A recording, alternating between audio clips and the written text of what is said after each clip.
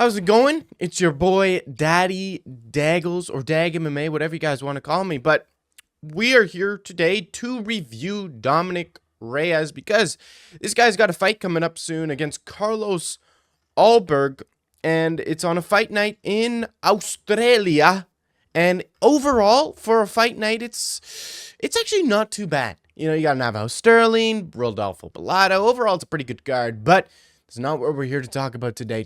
We're here to talk about Dominick the Devastator Reyes. Now, Dominick the Devastator Reyes, I'm going to use his full maiden name. The Devastator is actually his middle name. Given at birth, what a weird coincidence. Coincidence. What a weird coincidence. If I can speak English, that'd be nice. That'd be good if I could speak English. That'd be dope. But Dominick Reyes, he holds a special place in a lot of people's hearts. Now, me personally, he doesn't really hold much of a space in my heart. You know, I'm not one of these guys. I'm not going to go on here and pretend like I give a fuck about Dominick Reyes. I'm not going to do that. Now, you might catch me on Sunday shedding a single tear for Dominick Reyes, but you need to catch me at the right time. You need to catch me after scrolling Instagram Reels and a Dominick Reyes edit pops up on my feed, you know?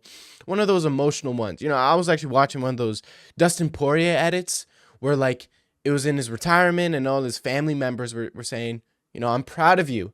And let me tell you right now, that's how you get a brother to cry, okay? Us brothers don't cry too often, and that really got a brother to cry. It really did. I almost shed a tear. I almost cried.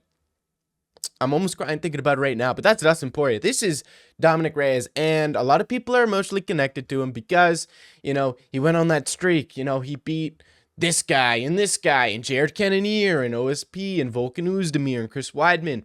And then he fought John Jones, and a lot of people thought that he was robbed. And a lot of people felt like he needed justice. He needed to get a title. He needed to fulfill his dreams after getting robbed by John Jones and losing to the greatest ever. When he beat the greatest ever, it should have been Dominick Reyes, who's, you know, is in the Hall of Fame for beating John Jones, who's the greatest fighter ever. People felt like he got robbed, you know. And then he goes on to lose to Jan Blachowicz, right? He got KO'd by Jan Blachowicz. And then he goes on to lose to Yuri Prohaska. And then he goes on to lose to Ryan Spann, which that win has aged absolutely terribly. I mean, I remember when I was watching Ryan Spann versus Dominick Reyes, and I was kind of, I saw it, and Ryan Spann got the KO with the jab. You know, you think about it, it's like John Jones went to a decision where Dominick Reyes should have won, right? And then Jan Blachowicz beat up Dominick Reyes. Dominick Reyes was actually looking pretty good in that fight. Jan Blachowicz beat up Dominick Reyes in the earlier on, and then he KO'd him after wearing Dominick Reyes out. Same thing with Yuri Prohaska. Yuri was wearing Dominick Reyes out.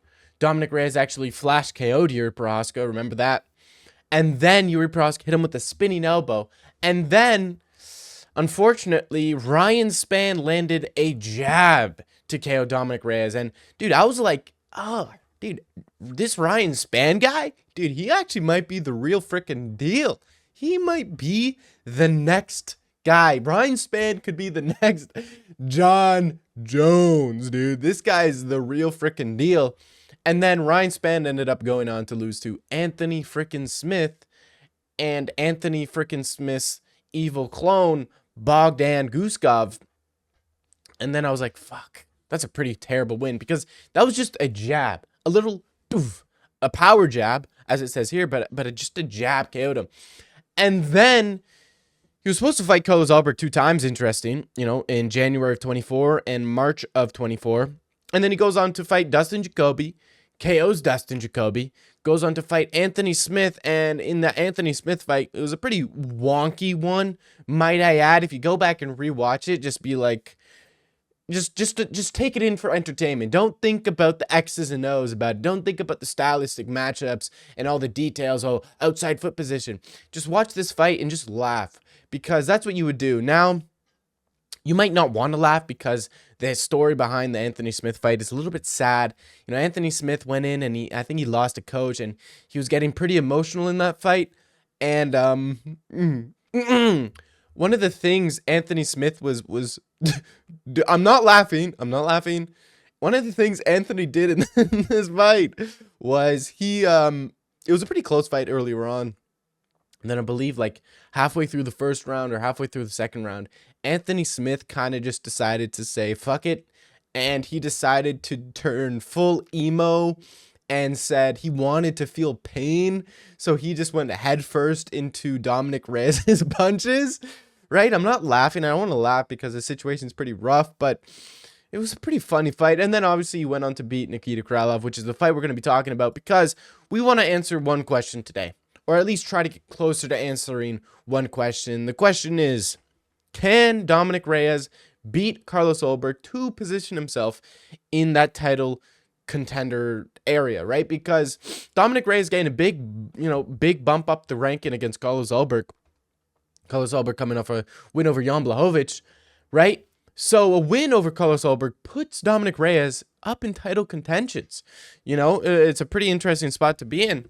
But the question is, does he beat Ulberg? Does he have a chance to beat Ulberg, or is Carlos Ulberg just going to be too young, too fast, too quick, too powerful, and be able to beat Dominick Reyes? So we're going to be rewatching one of Dominick Reyes' most recent fights to see where he's at in terms of levels. Now, Nikita Krylov is kind of the opposite of Carlos Ulberg in terms of Carlos Ulberg's a city kickboxing guy. He's a feint heavy guy. He's a leg kick heavy guy. He's a patient guy. He can make it a boring snooze fest, whereas Nikita Krylov, super entertaining, all attack, full blitz, and doesn't care about his own safety, which can make for pretty entertaining fights. But let's see what his fight with Dominick Reyes ended up to be.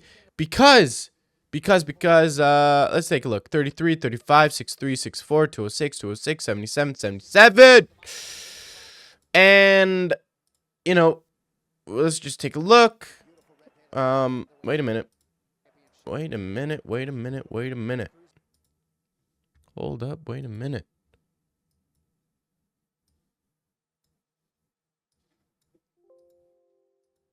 Okay, let's watch the fight. All right, so let's see how good Dominick Reyes is and if he has the potential to beat Ulberg. I said that like 4 freaking times, but I'm sure you know what the point of the video is.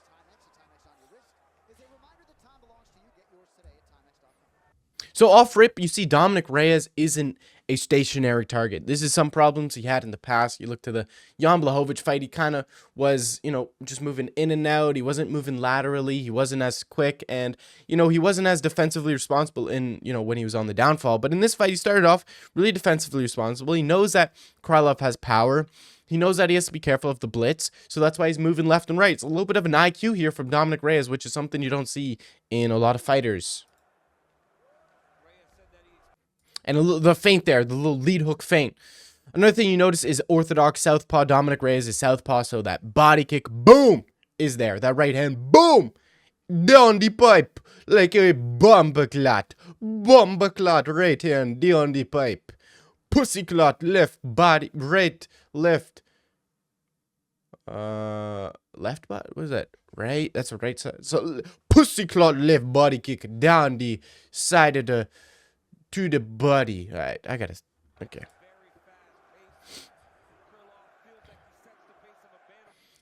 Krylov already on the power, on the pressure, and you're not really going to see this from Ulberg. So, this is just good to see how good Dominick Reyes is.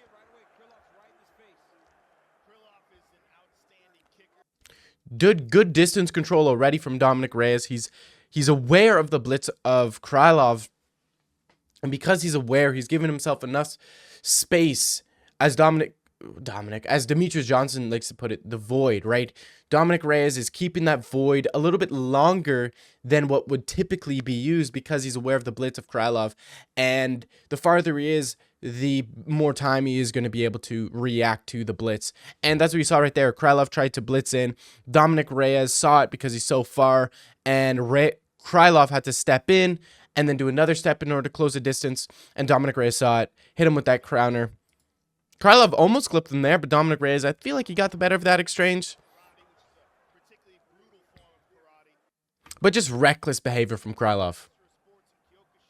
Solid jab. You don't see many jabs in Southpaw Orthodox, which I believe Carlos Ulberg is an Orthodox fighter as well. You typically see a lot more hand fighting, and I think Carlos Ulberg's going to engage in a lot more hand fighting than you're going to see from Krylov, because Krylov isn't a technician. He's not a hand fighting guy, whereas Ulberg is a technician. He's a hand fighting guy. Oh, boom! You saw that jab. Let's actually get a rewind here.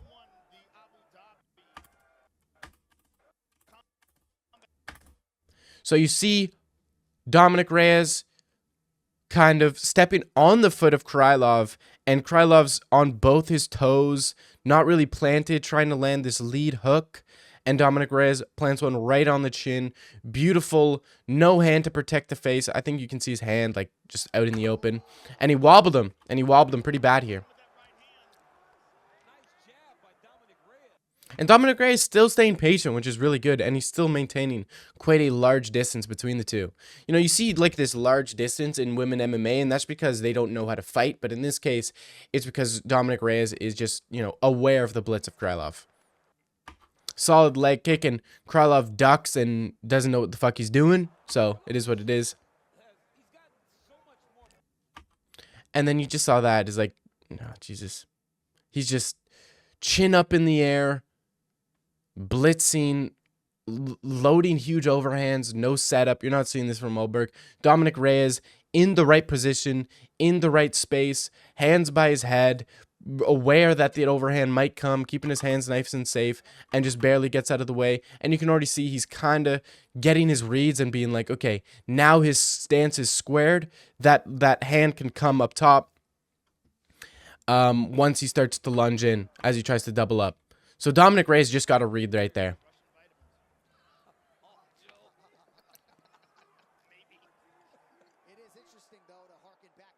And Dominick Reyes, you know, you can't blitz in on someone who's moving laterally, right? Because they could cut the angle and clip you. And Krylov knows that. Dominick Reyes knows that. So he's constantly moving laterally. He's not going to need to move as much laterally against Ulberg because Ulberg isn't a blitzer. He does sometimes blitz when he smells blood in the water, right? He'll typically be patient, and then once he smells blood in the water, he'll go for the blitz. He'll go for the ultimate attack. Similar to Jan Blachowicz, which we'll talk about that Jan Blachowicz-Reyes fight a little bit later. Another one, Dominick Reyes almost capitalized on the blitz right there. Same position, right? You saw Krylov, similar to before, load that overhand, no feints, no setup. Dominick Reyes this time, instead of backing up and posting and getting that hand kind of out there, going like this and backing up, instead he goes to throw that two to try to catch Krylov. But Krylov gets a good job of slipping the punch, and they separate.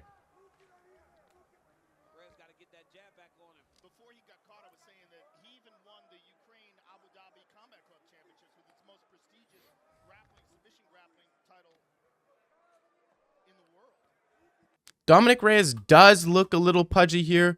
You know, when he was on the come up, you know, against John Jones and doing all these fights, he was a little bit more lean. He's a little more pudgy now, but I understand it, right? There's probably a little bit of depression going on, you know, so he put on some weight. I don't blame him. He lost 3 times, got KO'd to freaking Ryan Spann in front of 1 million people, so I don't blame him for putting on some weight.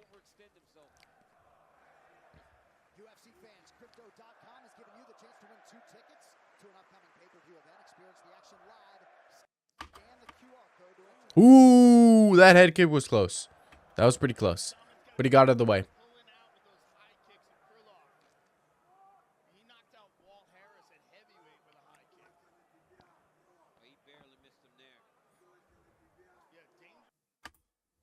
And then you see again, Krylov going for that blitz. Dominick Reyes gets on the inside and kind of evades that punch right there.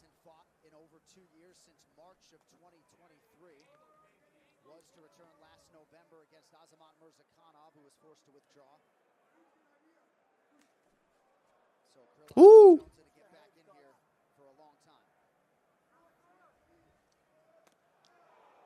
Dominick Reyes with his own kick, and that's kind of the tale of the orthodox southpaw. That body kick, boom, money. That 2 down the pipe, as I said before, money. I'm not on a lot of sleep right now, so I don't know. I've recorded this video like 12 freaking times already because I messed up 11 times.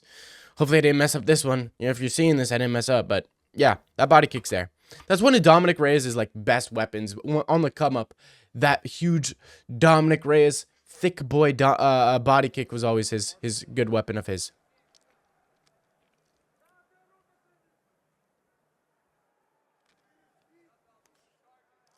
Nice 2 to the body there.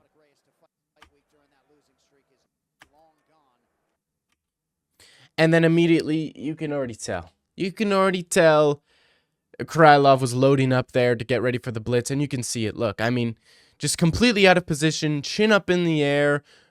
Hands by his hip. Lunging in. No power. No base to stand on. And literally falling over himself. And Reyes just slips back and clips him. Now, will Carlos Ulberg do this? No freaking way. This guy's too patient. He's a counter striker. I think this fight's going to play out similar to the Jan Blachowicz fight.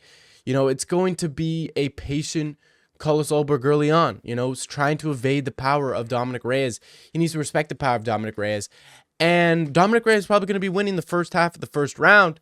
But slowly, Carlos Ulberg is going to get his reads. He's going to be more patient. He's going to land some kicks. He's going to, you know, start getting some momentum against Dominick Reyes. And I think he's going to KO Dominick Reyes with some hooks in the pocket. I think Dominick Reyes has looked good in his past couple of fights. I'm happy for him that he's been winning. But you got to remember, it's against Krylov. It's against Anthony Smith. It's against Dustin Jacoby. It's not against a Ulberg who's beating Jan Blachowicz, who's beating Volkan Oezdemir, who's beating Alonzo Menifield, you know, who's actually a pretty good fighter. Right? But do I want to see Dominick Reyes win? I don't know. I don't really care too much to see Dominick Reyes win.